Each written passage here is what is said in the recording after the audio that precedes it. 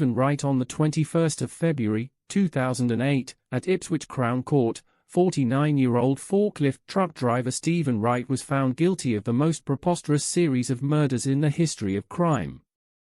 The murders occurred in the weeks leading to Christmas 2006, and the victims were 5 prostitutes who worked the red light district in Ipswich. The first 2 disappeared at fortnightly intervals and were found weeks later in a nearby river, in circumstances designed to eliminate the risk of forensic and DNA evidence. The last 3 were all killed in a single week, and the bodies were laid out on dry land for a quick discovery, plastered in DNA and forensic evidence that implicated the hapless defendant Stephen Wright. He pleaded not guilty and still does. Wright's explanation at his trial for the DNA evidence and fibers etc. from his house and car being on 3 of the bodies was that he was a customer of these women, and so his defense of not guilty looked as absurd as the murders. This was the first ever serial cascade murder series, and there is something very strange about every aspect of the case. In fact, the evidence produces a preposterous murder series and a preposterous defense by Stephen Wright in response to it, but the logic of the facts surely reveals that no aspect of the case seems to make sense of the evidence. Modus operandi. 1. In the matter of body disposal, there is a distinct switch in the modus operandi of this series between the first 2 murders and the last 3. There is a switch between the timings of the first 3 murders, at just over 2 weeks between each, and the last 3, at just about 3 days between each murder. The last 3 victims were murdered inside a week. And there is a distinct switch in the matter of evidence provision for trial 2, because the first 2 bodies were dumped in running water with no chance of evidence, while the last 3 were left out in the open, and posed, with, according to the prosecution case, lots of fresh evidence to prosecute Stephen Wright with. And there is another corresponding switch between the 2 sets of murders, with the bodies of the first 2 being dumped to the east of Ipswich, and the bodies of the last 3 being dumped to the west of Ipswich. The victims disappeared in this order. First victim, October 31st, Tanya Nicol. The police announced her disappearance a week later, on November 7th. Second victim, November 15th, just over 2 weeks later, Gemma Adams. Third victim, December 3rd, just over 2 weeks later again, Anneli Alderton. She was not reported missing, and was last seen boarding a train to Ipswich on the 3rd. Fourth victim, December 8th, just 5 days after the 3rd victim was last seen, Annette Nichols. Fifth victim, December 10th, just 2 days later, Paula Clennell. She was the one who predicted her early death in a TV interview during the investigations. The bodies were found in the following order. First, December 2nd, Gemma Adams, the second victim, found just over 2 weeks after her disappearance. Second, December 8th, Tanya Nicol, the first victim, found 5 weeks after her disappearance. Third, December 10th, Anneli Alderton, the third victim, found a week after she was last seen alive. Fourth and fifth, December 12th, Paula Clennell and Annette Nichols, the fifth and fourth victims, found 2 and 4 days after their disappearance. The first 2 victims were dumped in a small river to the east of Ipswich, so that by the time they were discovered, there would be little chance of finding any forensic evidence on the bodies. Both bodies were naked. But the last 3 victims were dumped on dry ground, in woods, across to the west of Ipswich, by Nacton. These were naked also, this and the probable manner of death being the only common feature. The bodies were found as follows. 1. Tanya Nicol. The body was found in Belstead Brook at Clopdock Mill, near Ipswich. It had been in the water for 5 weeks. The lungs showed hyperinflation, suggesting asphyxiation. Her jewels and clothing were never found, and she was naked. This is consistent with most of the victims, and her effects might be kept as trophies by the killer. A bruise on the back of her knee indicated that she may have been restrained from behind. Her body was left immersed in running water. 2. Gemma Adams. The body was also found in Belstead Brook. Also left immersed in running water. 3. Anneli Alderton. The body was found in woodland at Nacton, seen by a passing motorist. It had previously been seen by another motorist who thought it was a mannequin. The body was left in crucifix form, arms outstretched, posed in the open air. For Annette Nichols, the body was found a few hundred yards from that of Paula Clennell in woodlands near Nacton. Discovered by police helicopter. The body was posed in a crucifix form, arms outstretched, with her hair posed straight up from her head. Her breathing had been hampered. 5. Paula Clennell, the body was found a few hundred yards away from that of Annette Nichols. Like the others, she was naked, but her jewelry had not been taken. The body had been hurriedly dumped. Clennell's body was dumped hurriedly beside a busy road, so that it would be quickly discovered, and this ensured that when the police helicopter came out to oversee the crime scene, the fourth victim's body would be found quickly too. It was with this circumstance that the series of murders ended and the prosecution against Stephen Wright began. The suspects. 1. This series of murders is very odd-looking, and so is the arrest of Stephen Wright. He was arrested at his home at the aggressive hour of 5 in the morning on December 19, 2006 and taken in for questioning. The police told the press that the basis of the arrest was CCTV footage which they thought showed Wright's car picking up the first victim. This CCTV footage was presented at the trial, and it is alleged to show Tanya Nichol being picked up by Wright's Ford Mondeo, but the CCTV footage was taken at night, and the car might not have been a Ford Mondeo, and if it was, it might not have been the killer's car, or Stephen Wright's, and the girl getting into it may not have been Tanya Nichol either. And the fifth murder victim, Paula Clennell, reported to the police that she had seen Tanya Nichol some 2 hours after this, talking to a man in a silver car in the red light district. Clennell therefore died as a material witness in the case. Another witness also saw Nichol talking to 2 men in a posh car after the CCTV sighting. The police already knew of Stephen Wright, because during their inquiries with the public in the red light district of Ipswich, they had stopped his car there on 2 occasions. The first was on November 20 when he was with his partner Pam in the car. He told the police, who were inquiring about the disappearance of Tanya Nichol, that he didn't have any useful information. The second occasion was on December 1 at 1:50 in the morning, when he told the police that he couldn't sleep and didn't know that this was a red light district. He had only just moved into his flat, which was in the vicinity of this district. Since Wright was with his partner on the first occasion, that incident was entirely innocent, and in itself, there was no reason to suppose that the second was not. And if he had been a customer of these women, as his defense claimed at the trial, this didn't make him a murder suspect. It didn't constitute grounds for an arrest either, unless it was for lying to the police. Stephen Wright was arrested on Tuesday, the 19th of December, and the day before this, another man was arrested in connection with the murders. This first suspect was Tom Stevens, who was taken into custody on Monday 18th because he had featured in a newspaper interview that weekend, in which he claimed to have known all the victims personally. Tom Stevens was arrested first, and it was not until the following Thursday, when the police had either to release him or else to charge him, that they released him, Thursday the 21st of December.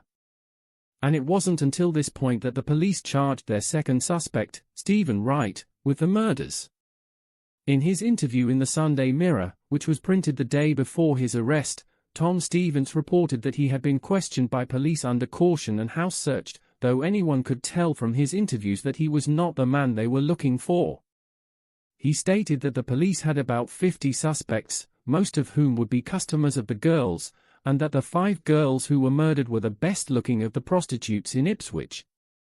He said that the place where the first 2 bodies were found were places that the 2 girls took clients to.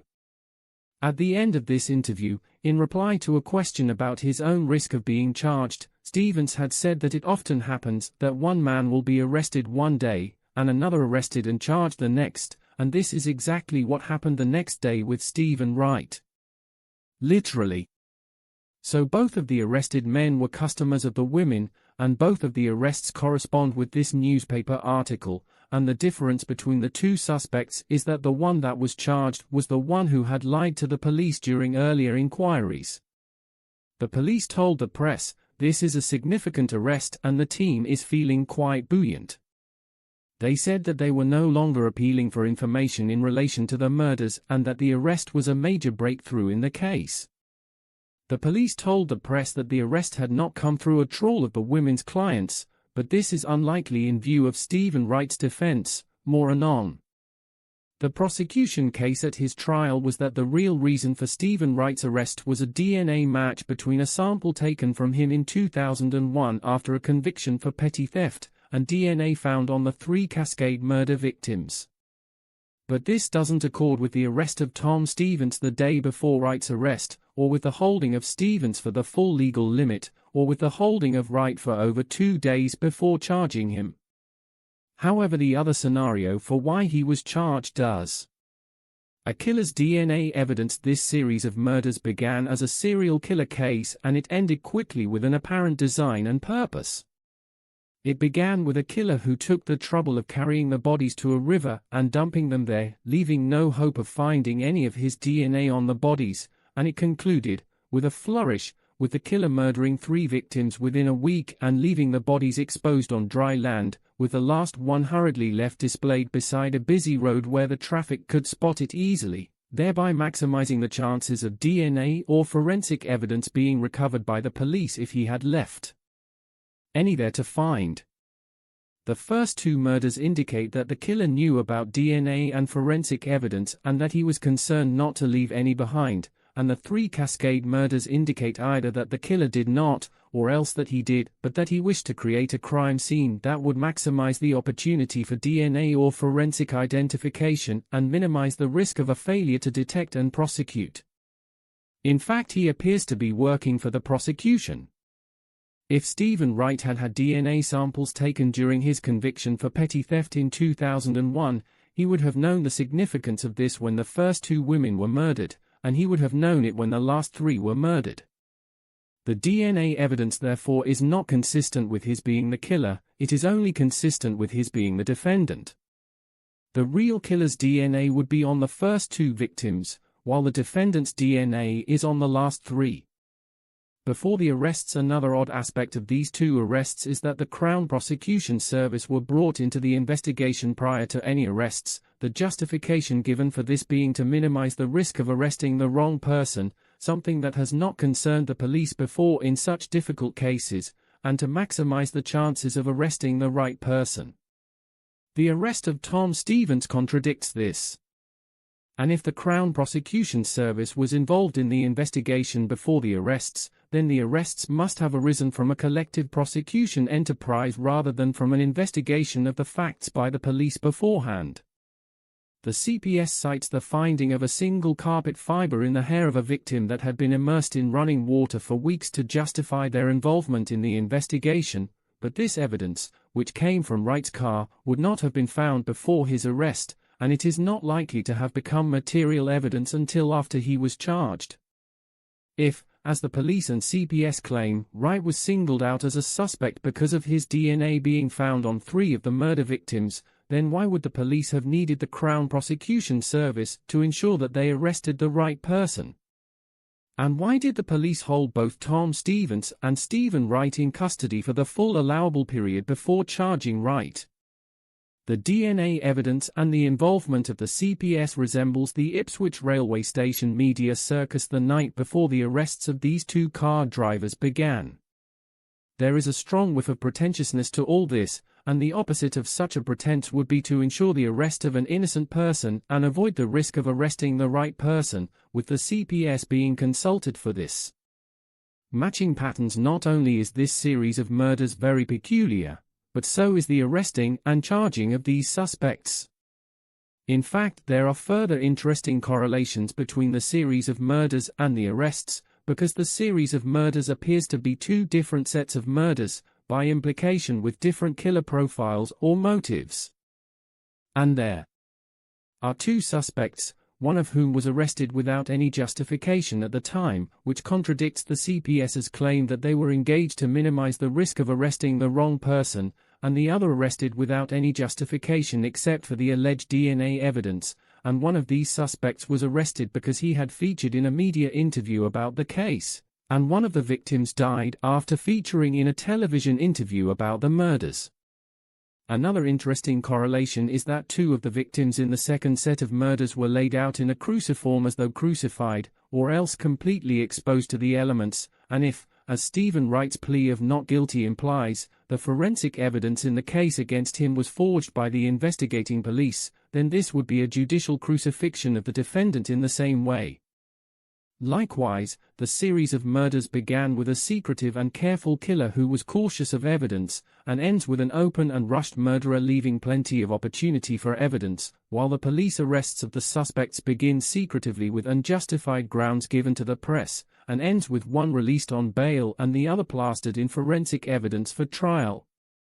Another interesting correlation between the victims and the suspects is that not only did police surveillance officers interview Wright twice before he was arrested, they are also known to have interviewed the last of the victims, Paula Clennell, before she was murdered. Another correlation between the victims and the suspects is the hurried dumping of the last victim's body for a quick discovery, Paula Clennell again, and the hurried arrests of Stevens and Wright after the Ipswich railway station media circus. The day before the arrest of Tom Stevens, the police were copiously filmed by the media interviewing passengers at the Ipswich railway station, in what looked like a police media show, even though anyone interested in the case would know that the killer they sought had to use a car, and that this exercise was very unlikely to progress the investigation anywhere. So not only are a suspect and a victim correlated by the press exposure factor, but so is an irrelevant inquiry by the police. In fact, prior to these arrests, the police handling of the case was criticized by the prostitutes themselves, who thought that they were going about it the wrong way. Yet just a day or so after the police media show at the railway station, they produced the arrest of a car owner who was to be the subject of all this forensic evidence against him. Modus operandi, too, so the question arises, why would a killer go out of his way to plaster himself up in forensic evidence, including abundant DNA evidence, only to plead not guilty against it at his trial? And why would a serial killer accelerate the pace of his series so dramatically when the police surveillance of the small district from which he took his victims was at its height? And if Stephen Wright did not fit himself up in this way, then why did the murders stop when he was arrested? Not only are the timings of the murders peculiar, but so are the timings of the police investigation and resolution. And so is the method of murder. The women were asphyxiated, but not apparently strangled. The prosecution experts suggested that a headlock or an arm lock from behind might be the cause of the neck compression injuries on Paula Clennell, and this would correspond with the bruise on the back of Tanya Nichols' knee. But this is a most peculiar modus operandi for a gratuitous sex murderer. Most people wouldn't know how to do a headlock or that a headlock might kill the victim. The killer would surely have to be trained in headlocks, and even perhaps would have to know from experience and practice, or training, that you could kill somebody with a headlock. Why would a gratuitous sex murderer go out hunting prostitutes in order to headlock them to death? And how would a headlock produce blood on the back seat of a car? Or blood on the left sleeve of a jacket in one case, and the right sleeve of a jacket in another? Forensics. Not only are the murders and arrests peculiar, but so is the forensic evidence against Stephen Wright. This evidence proves that either Stephen Wright did murder these 5 women and fit himself up, or else that he did not, and that he has been fitted up by someone else, and that someone else had committed the murders. Collectively, this forensic evidence consisted of hairs from Annette Nichols, found in Wright's car. No other victim's hair was found in his car. This is odd if his practice was to take the women into his car and, according to other evidence at the trial, use violence there, and that only one of them left hair there. Also odd is that this evidence survived his regular car cleaning activities when that of the other victims did not. Blood stains from Paula Clennell on the rear seat of his car. If asphyxiation was the cause of death in these cases, why is there blood? And why no hair? Blood stains also connect Paula Clennell and Annette Nichols to his reflective jacket. A full profile of Wright's DNA found on the 3 Cascade murder victims. This is despite the bodies being exposed to wind and rain for several days, and that he used condoms.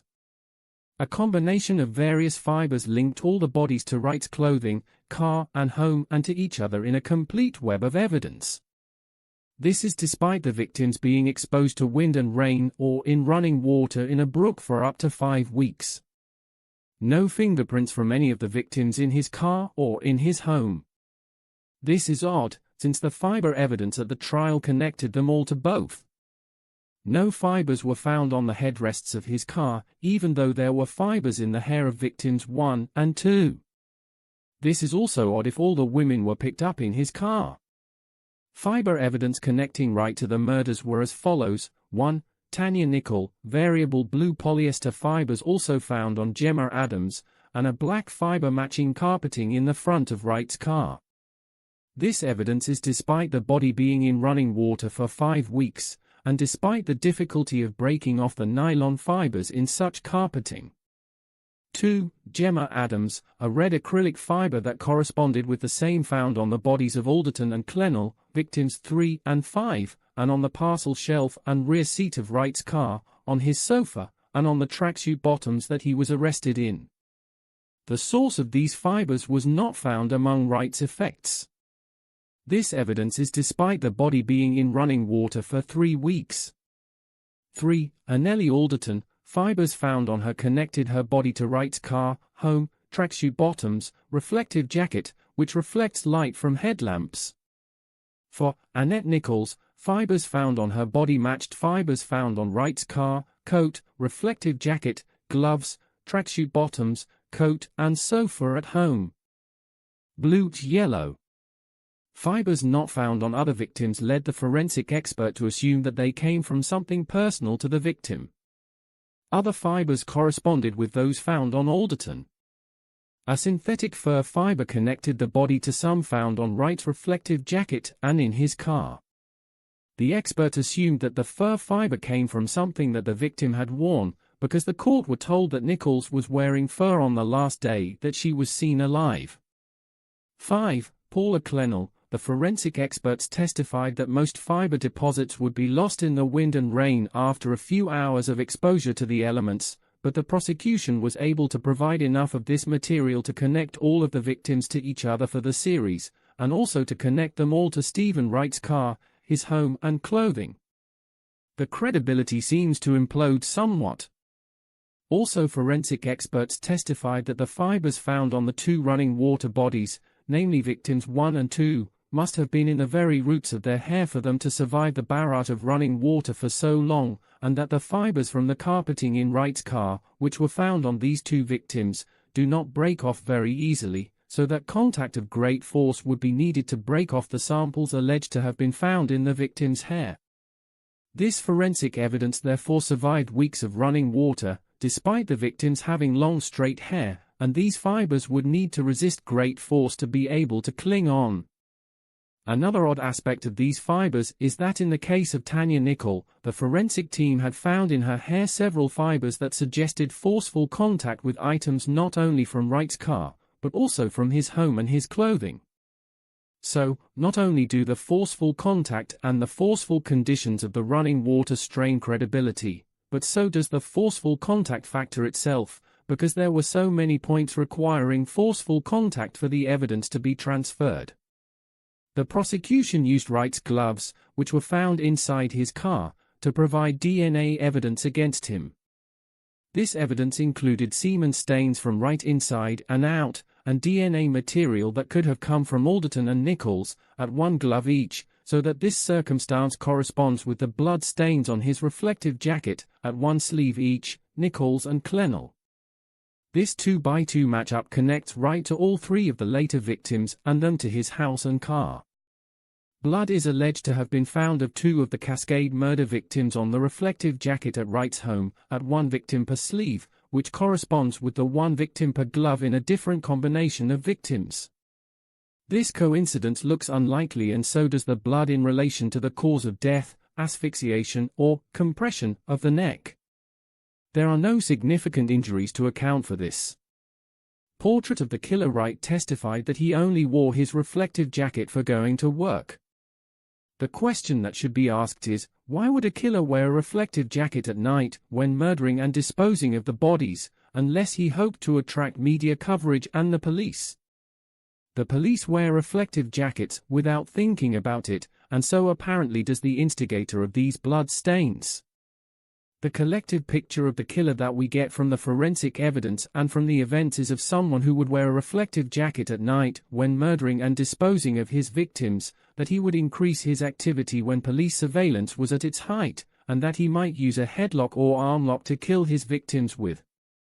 This is hardly the behavior of a real serial killer, and nor is the timing of the murders. This portrait of a man who works at night at criminal matters while wearing a reflective jacket suggests police psychology and design.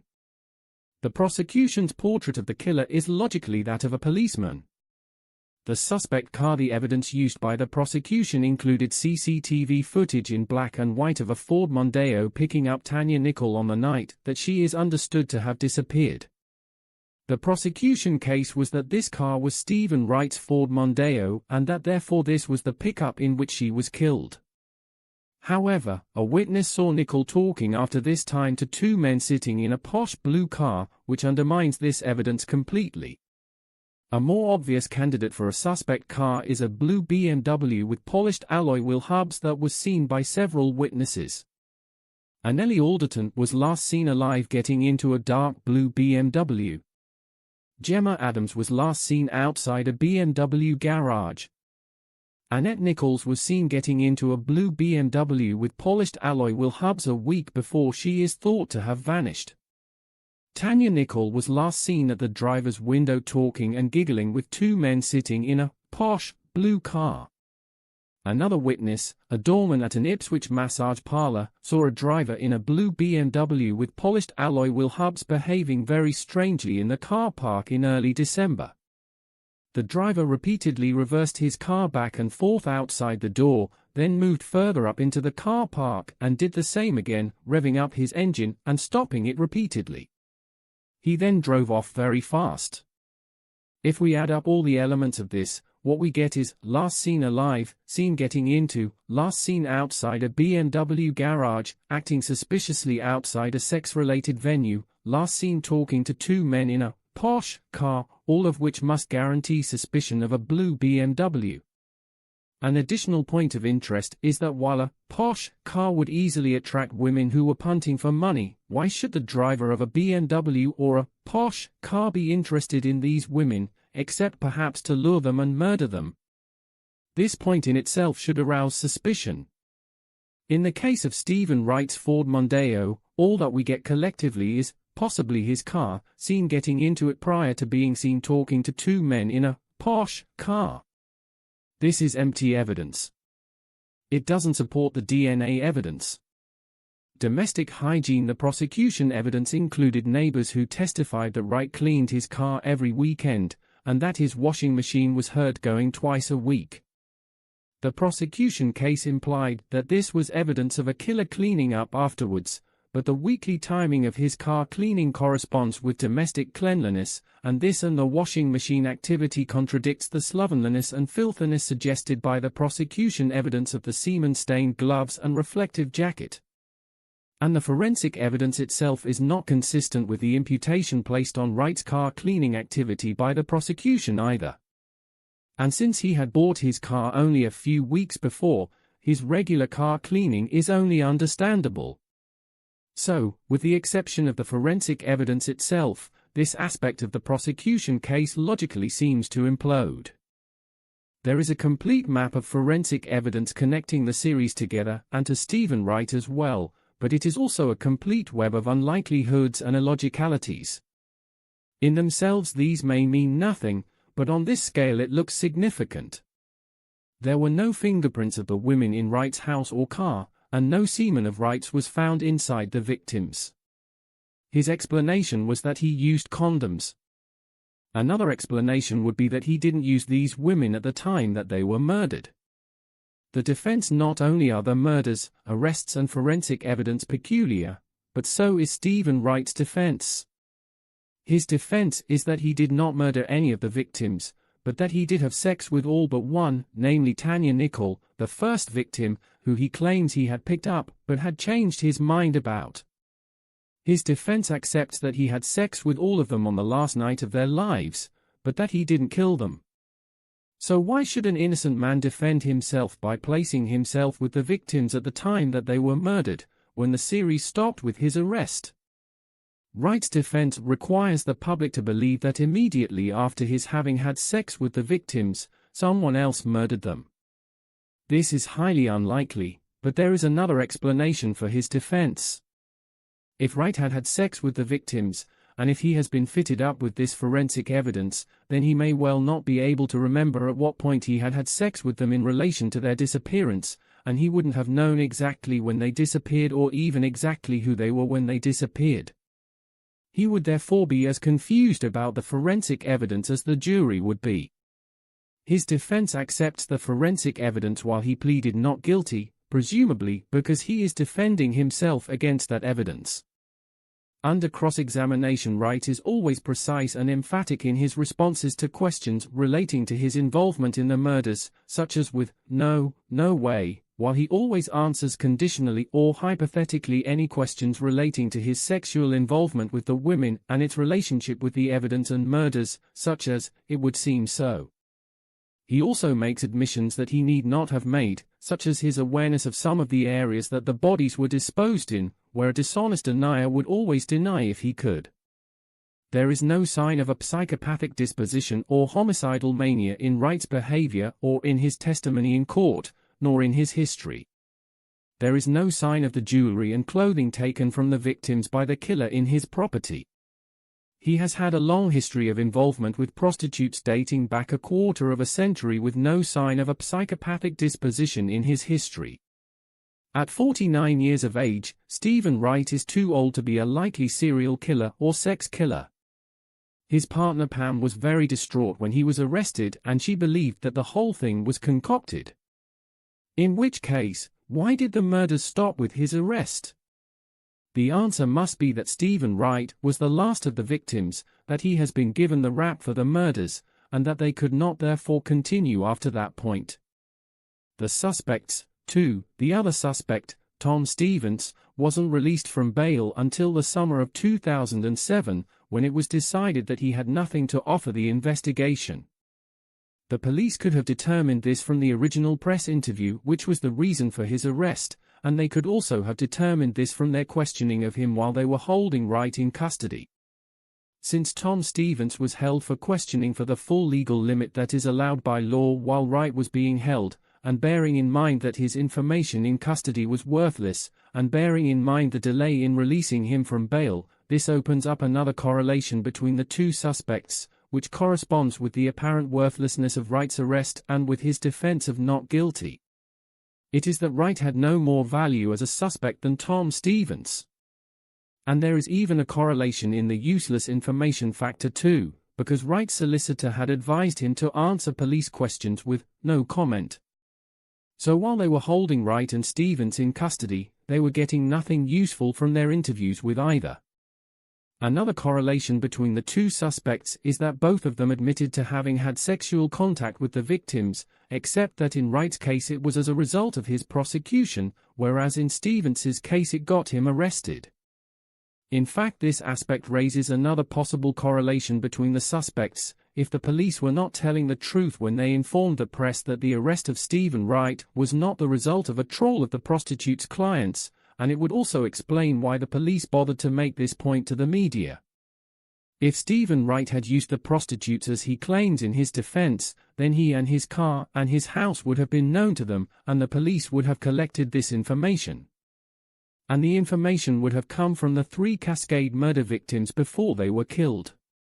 In that case, and in view of Wright's defense, the police would have arrested both suspects purely because they had been customers of the victims.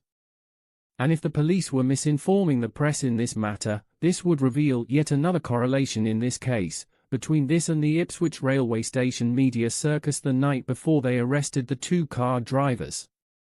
Both these media shows would then be correspondingly pretentious. This correlation would confirm that the police were telling the press the opposite of the truth about the reason for Wright's arrest, and it completes a symmetrical web of reversed truths or pretenses. The method of murder and the timings in the case of the 3 Cascade murder victims does not correspond with a sex murder series, and suggest that these women were killed for a different reason. And if an arm lock or headlock were used, then the likelihood must be perhaps that a second party smothered them while the first held them. And one witness at the trial reported seeing Tanya Nickel on the night she disappeared talking amiably with 2 men in a posh car. Nickel was standing at the driver's window looking in, with her hands on her knees, laughing.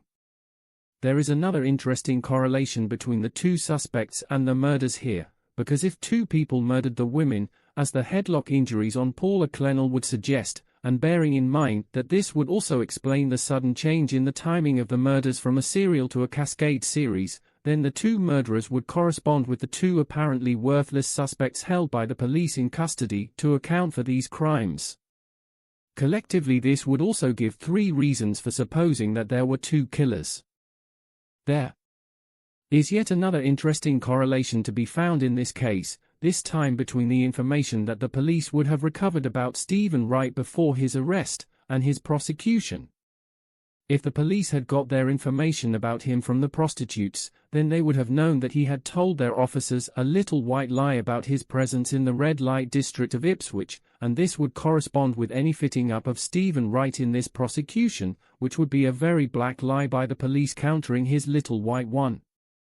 It would also identify why he might have been selected for prosecution.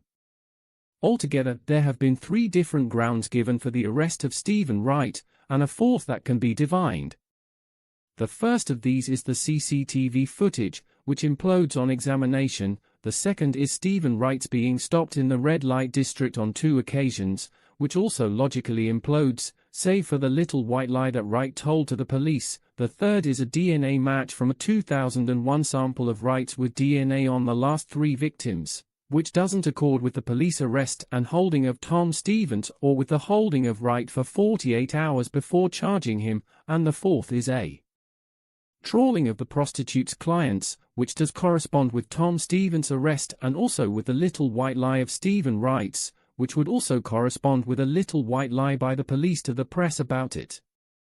Guilty or not guilty, bearing in mind the intricate correlation of corresponding values throughout this case and the story that they tell, and bearing in mind the apparent self-imploding character of the forensic evidence and the absurdity of the serial killer story that it tells, and bearing in mind the meticulous correctness of Stephen Wright's defense under cross-examination, and given his history, the case against him surely would have to be dismissed. Everything about the prosecution case looks pretentious except for Stephen Wright's defense.